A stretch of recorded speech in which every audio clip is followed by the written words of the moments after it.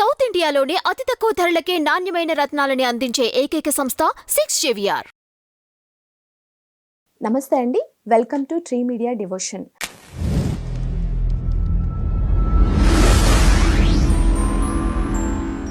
మనతో ఈరోజు ప్రముఖ జ్యోతిష్యులు, వాస్తు నిపుణులు, ఆధ్యాత్మికవేత్త శ్రీ నానాజీ పట్నాయక్ గారు మనతో ఉన్నారు. నమస్తే సార్. శ్రీమాత్రే నమః. ఈ మాసంలో తులారాశి వారికి ఎలా ఉండబోతుంది? తులవారికి కనుక చూసుకున్నట్లయితే లగ్నాధిపతి 4లోకి వెళ్తున్నాడు 3వ తేదీ నుంచి. అంటే ఏమిటి, మీకు ఖచ్చితంగా ఏదైనా ప్రాపర్టీ కానీ, వాహనం కానీ, గృహం కానీ, ఆభరణం కానీ, వస్త్రం కానీ ఖచ్చితంగా తీసుకుంటారు ఈ నెల 3వ తేదీ తర్వాత అని చాలా స్పష్టంగా చూపిస్తుంది. ఫైనాన్షియల్ మ్యాటర్స్ కనుక చూసుకుంటే 2వ అధిపతి నీచబడ్డాడు దశమ స్థానంలో. దశమ స్థానం అనేటువంటిది వృత్తి స్థానంగా కూడా చెప్తూ ఉంటారు, అంటే జాబ్ స్థానంగా కూడా. అక్కడ జాబ్ సంబంధించిన విషయంలో అనవసరమైనటువంటి ఘర్షణలు ఎక్కువగా ఉన్నాయి. మనీ మ్యాటర్స్ విషయంలో, అంటే శాలరీ పెంచుతాను పెంచకపోవడము, ఈ టైం కల్లా శాలరీ ఇస్తాను ఇవ్వకపోవడము, వాళ్ళు ఆల్రెడీ ఎక్స్ట్రా ఇచ్చా ఇంక ఇవ్వడం లేదని మీరు ఎక్స్ట్రా అడిగినా సరే గొడవ రావడం, ఇట్లాంటివి జరుగుతూ ఉన్నాయి. అది కేవలం మనీ మ్యాటర్స్ ఆఫీస్లోనే కాకుండా కుటుంబ సంబంధించినటువంటి విషయాల్లో కూడా చూపిస్తుంది ఇక్కడ చూసుకున్నట్లయితే. అదేవిధంగా 3వ అధిపతి ఎవరైతే గురువు ఉన్నాడో అష్టమంలో వక్రించున్నందుకు పర్టికులర్గా ఏంటంటే ఇక్కడ 3వ అధిపతి అష్టమంలో ఈ కాంబినేషన్ ఏదైతే ఉందో ఇది కొంచెం ఏంటంటే ఈ వక్రించినందుకు కొన్ని గతంలో చేసినటువంటి కొన్ని వివాహ ప్రయత్నాలు వాళ్ళు మళ్ళీ తిరిగి రావడం అనేటువంటిది చూపిస్తుంది చెప్పాలంటే. అయితే ఇక్కడ ఎడ్యుకేషన్ చేసేవారి, కొత్తగా ఏదైనా కోర్సెస్ నేర్చుకునేటువంటి వారికి 4లో ఉన్నటువంటి శుక్రుడు చాలా అనుకూలిస్తున్నాడు చెప్పాలంటే. సంతానం విషయంలో మాత్రం కొంచెం జాగ్రత్తగా ఉండాలి. ఇప్పుడు ఈ పంచమంలో ఉండేటువంటి శని మీద కుజుడు దృష్టి ఉన్నందుకు షేర్ మార్కెట్ జోలికి అసలు వెళ్ళకూడదు, పాయింట్ నెంబర్ 1. రెండవది ఏంటంటే ఎట్టి పరిస్థితుల్లో కూడా వీళ్ళు కొత్త ఫ్రెండ్స్ పరిచయాలు, ఈ ప్రేమ వ్యవహారాల జోలికి వెళ్ళకూడదు ముఖ్యంగా, ఎందుకంటే ఈ పంచమంలో ఉండే శని మీద కుజుడు దృష్టి ఉంది కాబట్టి.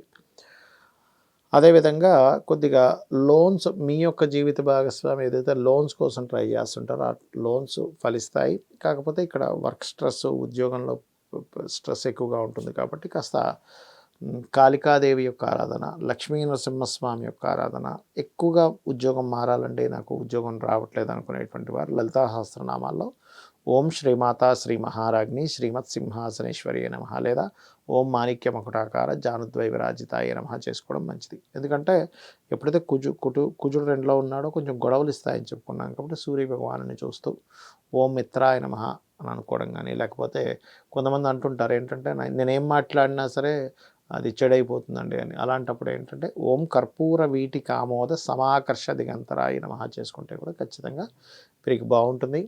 కాకపోతే కొంచెం కాళికా అమ్మవారిని కాస్త ఎక్కువగా పట్టుకోవాలి ఇప్పుడున్నటువంటి ప్లానటరీ పొజిషన్స్ పరంగా. గురువుగారు, చాలా మందికి ఈ రాశి అని తెలియదు కదా, సో అలాంటి వారికి గోచారాలను ఉపయోగించి ఎటువంటి పద్ధతులను చెప్తారు మీరు? అయితే ఇప్పుడు మీరు అడిగినట్టుగా కొంతమందికి జాతక చక్రం ఉండదు.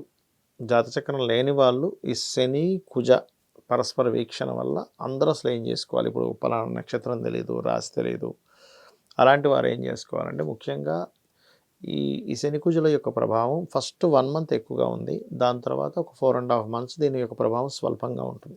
సహజంగా దీనివల్ల ఏంటంటే మనకి సొసైటీలో కూడా కాస్త గొడవలు, మనం ఆల్రెడీ ఈ క్రోధినామ సంవత్సరంలో కాస్త గొడవలు ఎక్కువ అవుతుంటాయని చెప్పుకున్నాం. అదే పరంగా మనకి క్రోధినామ సంవత్సరం వచ్చినప్పటి నుంచి అలాగే ఉంది పరిస్థితి.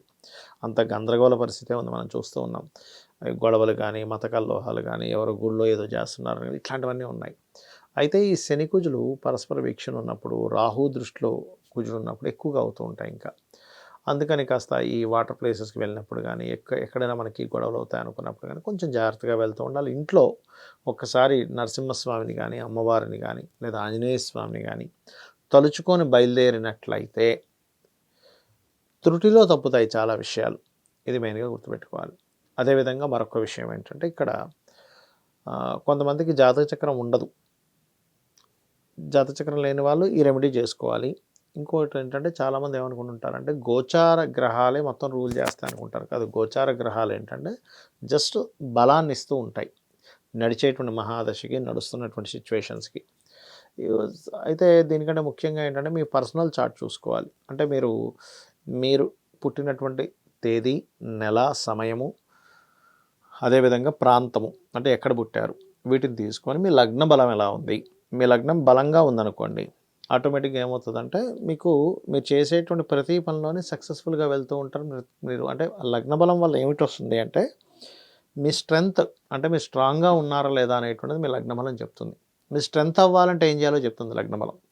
ఇప్పుడు ఫైనాన్షియల్గా రావట్లేదు కొంతమందికి, మీ ధనాధిపతిని చూసుకోవాలంటే మీ ధనకారకుడు ఎలా ఉన్నాడు. ధనాన్ని ఇచ్చేది కేవలం రెండవ అధిపతి ఒకటే కాదు, 12 భావాలు ధనాన్ని ఇస్తాయి. కానీ ఒక్కొక్కరికి ఒక్కో భావం ధనం ఇస్తుంది.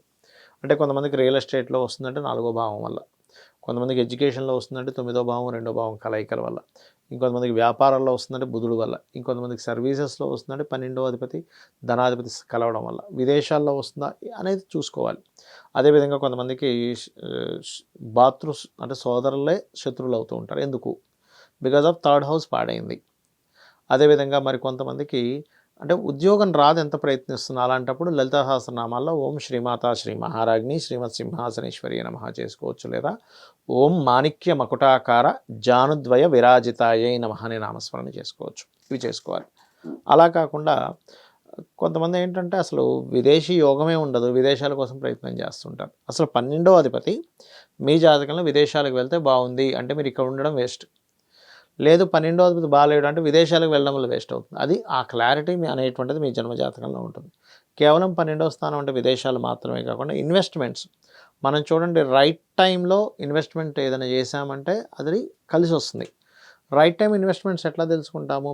మీ 12వ స్థానం ఏదైతే ఉందో అది ఫ్రూట్ఫుల్ అయ్యే టైమ్స్ కొన్ని ఉంటాయి. ఈ టైంలో ఇన్వెస్ట్మెంట్ చేస్తే మంచిది, ఈ టైంలో ఇన్వెస్ట్మెంట్ చేస్తే మంచిది కాదని రెండు ఉంటాయి అక్కడ. అది రైట్ టైం ఇన్వెస్ట్మెంట్ ఎప్పుడు కూడా మంచి ఫలితాలు ఇస్తుంది. ఆ రకంగా ఏంటంటే మీది రైట్ టైం ఇన్వెస్ట్మెంటా కాదా అనేటువంటిది ముఖ్యంగా తెలుసుకోవాలి. ఓకే, అది మెయిన్గా చూసుకోవాలి. అది మీ 12వ స్థానాధిపతి, మీ ధనాధిపతి, మీకు ఏ మహాదశ నడుస్తుంది, ఏ అంతర్దశ నడుస్తుంది, అప్పుడు మీరు ఈ గోచారం. అయితే మీకు ఇక్కడ సందేహం కలగవచ్చు, మరి ఈ గోచార ఫలితాలు ఎందుకు చెప్పుకుంటున్నాం ప్రతి నెల అంటే, ఇప్పుడున్న కండిషన్, ఇప్పుడు బయట వాతావరణం ఒక రకంగా ఉంది. మనం అనుకుంటాం ఏంటి, ఇప్పుడు కొంతసేపు అయితే బాగా వర్షం పడుతుంది, లేకపోతే ట్రాఫిక్ జామ్ ఉంటుంది అనుకుంటాం ఒక దగ్గరికి వెళ్ళాలంటే. టైం బట్టి మార్నింగ్ 6కో 7కో మనం కార్ వేసుకుని వెళ్తే పెద్ద ట్రాఫిక్ ఉంటుంది. అదే 9 o'clock పీక్ టైం అయితే ఎక్కువ ట్రాఫిక్ ఉంటుంది, టైం ఎక్కువ పడుతుంది. అది మనం బయట ఉండే ట్రాఫిక్ని క్యాలిక్యులేట్ చేసుకుని మనం ఎలా అయితే ముందుగా బయలుదేరడమో, ఆ టైం సరిపోయేలాగా ఎలా బయలుదేరతామో, సేమ్ యాజ్ ఇట్ ఈజ్ గోచారం కూడా అంతే. ఇప్పుడు గోచార గ్రహాలు ఈ ఫలితాలు ఇస్తున్నాయి కాబట్టి ఈ ఫలితాలు ఇచ్చేటప్పుడు నేను ఈ ప్రయత్నం అనేటువంటిది ఇంకొంచెం ఎక్కువ ఎఫర్ట్ పెట్టాలి, లేకపోతే నాకు ఈ ప్రయత్నం కరెక్ట్ కాదు అనేది. ఇప్పుడు ఉదాహరణకి పంజాగుట్ట నుంచి గచ్చిబౌలియో వెళ్ళాలనుకోండి, మీరు పంజాగుట్ట నుంచి గచ్చిబౌలి ఉదాహరణకి ఖాళీ టైం ఉంటే 15 minutesలో వెళ్ళిపోతాం. అదే పీక్ టైంలో అయితే 45 minutes పట్టవచ్చు. అప్పుడు మీ ప్రయత్నం 15 minutesలో వెళ్ళాలంటే వెళ్ళలేరు, 45 minutes టైం కావాలి అక్కడ. అలాగే గోచారం కూడా ఏం చెప్తుందంటే, ఇది మీకు ఇప్పుడు మీరు చేస్తున్న ప్రయత్నానికి గోచార గ్రహాలు ఎంత బలంగా ఉన్నాయి చెప్తుంది. అది మనం చెప్పుకునేటువంటి మాస ఫలితాలు. కాబట్టి మీ పర్సనల్ చార్ట్లో ఏ యోగం ఉందో చూసుకోవాలి, గోచార పరంగా ఏ యోగం ఉందో చూసుకోవాలి. చాలామంది కూడా ఏంటంటే వివాహం ప్రయత్నం చేస్తూ ఉంటారు, 7th house అసలు వాళ్ళ పర్సనల్ చార్ట్లో యాక్టివే అవ్వదు. గోచారంలో బలం వచ్చినప్పుడు ఏంటి, ఏదో వాళ్ళు వీళ్ళు అడుగుతుంటారు, ఏదో కలుస్తుంటారు, కానీ ఫ్రూట్ఫుల్ అవ్వదు. ఫ్రూట్ఫుల్ ఎప్పుడు అవుతుంది? మీ జన్మజాతకంలో యోగం ఉన్నప్పుడు అవుద్ది. దానికి గోచార బలం కూడా కనెక్ట్ అయితే అవుతుంది. అలాగే వివాహం కావచ్చు, బిజినెస్ కావచ్చు, ఎనీథింగ్. సో గోచారము అండ్ జన్మజాతకం ఈ రెండు చూసుకొని ముందుకు వెళ్తూ, దాంతోపాటు పరిహారాలు. ఫైనాన్షియల్ ఇబ్బంది ఉంది అంటూ ఉంటారు చాలామంది. ఇబ్బంది ఉంది అంటే ఎందుకు ఉంది? మీ పర్సనల్ చార్ట్లో ఏ ప్లానెట్ మీకు ఫైనాన్స్ రాకుండా చేస్తుంది. దానికి మీరు ఓం సంపత్కరీ సమారూఢ సింధుర వ్రజ సేవితాయే నమః అనే మంత్రం చేసుకోవచ్చు, లేదా ఓం ధర్మాధార ధనాధ్యక్ష ధనధాన్య వివర్ధినియే నమః అనే మంత్రం చేసుకోవచ్చు. ఇట్లా చేసుకోవచ్చు. సో ఒక్కొక్క దానికి లలితాసహస్రనామాల్లో మనం మొత్తం 1000 నామాలకు చెప్పాము. దాని పరంగా మీ జన్మజాతకం ఎలా ఉన్నా కూడా మీరు రెగ్యులర్గా చాంటింగ్ చేసుకున్నట్లయితే 100% మీరు ఆ యొక్క ఇబ్బంది నుంచి బయటపడడం జరుగుతుంది. శ్రీమాత్రే నమః.